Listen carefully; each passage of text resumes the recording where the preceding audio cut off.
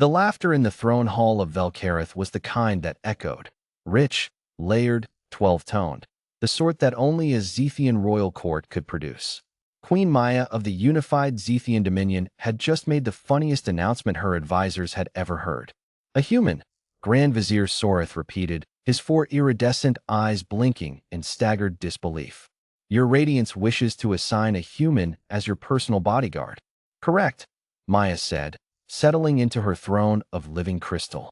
She was tall even by Zethian standards, nearly 3 meters, with skin the color of a dying nebula, deep violet shading to silver at her fingers and jaw.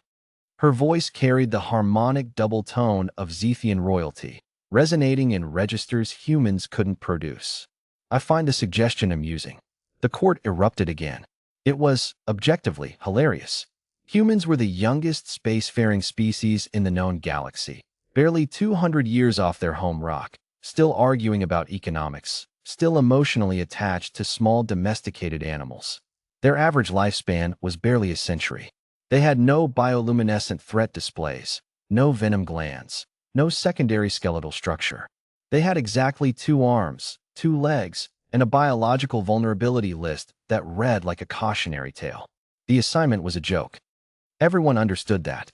The posting of a human bodyguard was a pointed insult wrapped in politeness, a message to the rival Kethan faction that had been pressuring Maya to accept their candidate as head of palace security. This was her counteroffer. "I'll sooner trust a hairless primate." The human in question arrived 3 days later. His name was Noah. He was 31 years old, 183 centimeters, with brown hair going gray at the temples and a jaw that looked like it had been in at least one too many disagreements. He came from a place called Montana, which apparently was cold and full of large animals, though no one in the palace considered this relevant.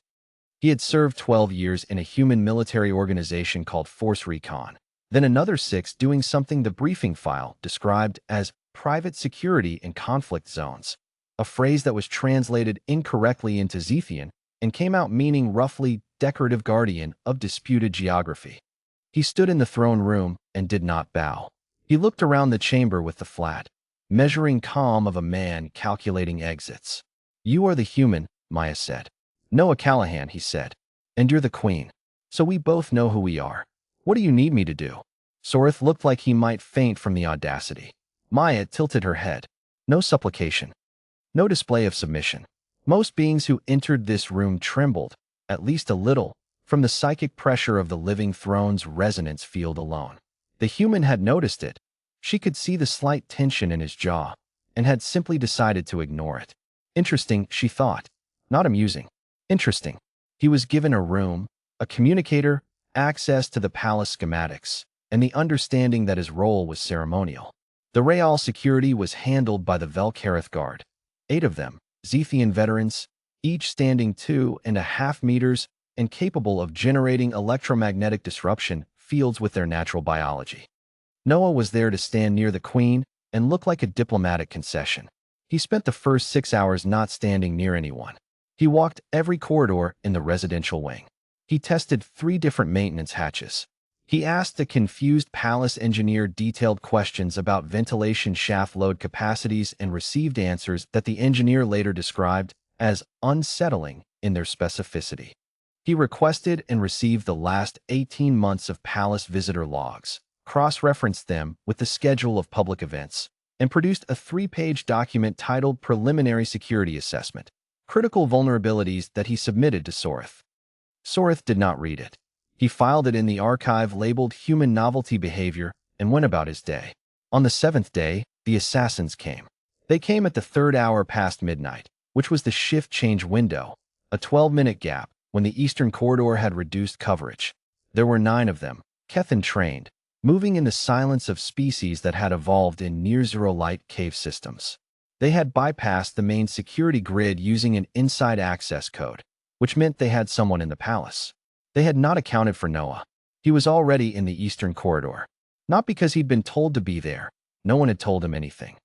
He was there because on page 2 of his security assessment, under the heading Shift Change Exposure Windows, he had written, Eastern Corridor, 3rd hour transition, recommend continuous coverage or motion-triggered secondary alert system. Consider this a priority. And when the priority recommendation had been ignored, he'd simply covered it himself. The first assassin came around the corner and encountered a problem. The problem was approximately 183 centimeters tall, had already identified the optimal engagement range, and had spent 6 years in conflict zones learning exactly how to neutralize threats in enclosed spaces before they could respond. The assassin had a weapon. Noah had already calculated the draw angle, the reaction time, and the geometry of the corridor. He moved first. What followed took 47 seconds. The palace's internal sensors registered a series of impacts, a disruption to 2 Kethan bioelectric fields, meaning Noah had somehow neutralized the 2 who had active threat display capability without being incapacitated by them, and then silence.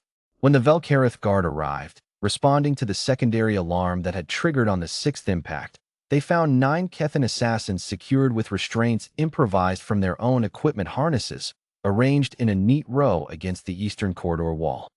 2 were unconscious. The others were restrained with a mechanical efficiency that the guard's lead officer, a veteran of 3 interstellar conflicts, later described as professional.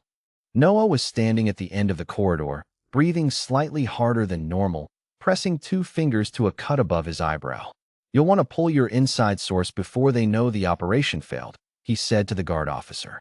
"You've got maybe 20 minutes before the contact realizes communication went dark and starts destroying evidence. My bet is kitchen staff or maintenance, someone with access to the Eastern Junction override." The guard officer stared at him. "Also," Noah added, "your ventilation system in Section 7 has a physical bypass that wasn't on the schematics. I sealed it with an equipment bracket 3 days ago, but you should replace it properly." Queen Maya came to the corridor herself, which was unprecedented. Monarchs did not walk to crime scenes. She looked at the 9 secured assassins, then at the human with blood on his face, then at the guard officer, who appeared to be reconsidering his entire life. "You read the patrol rotation," she said to Noah. It wasn't quite a question. "First thing I did," he said. "Standard procedure. You identified the coverage gap. Page 2 of the document I submitted." Maya was quiet for a moment. Around her, the crystal surfaces of the palace caught the low light and scattered it in slow patterns.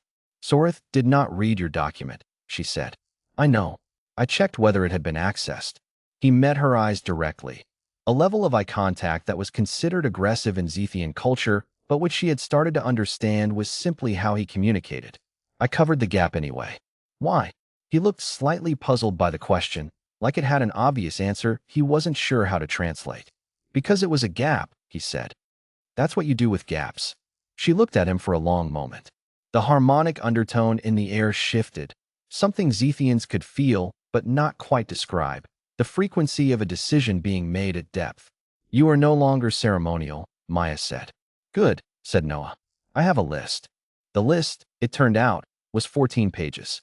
It covered physical security, communication protocol, visitor screening, staff vetting, shift overlap schedules, and a subsection on what Noah called pattern of life analysis, tracking behavioral anomalies in palace personnel before they became threats.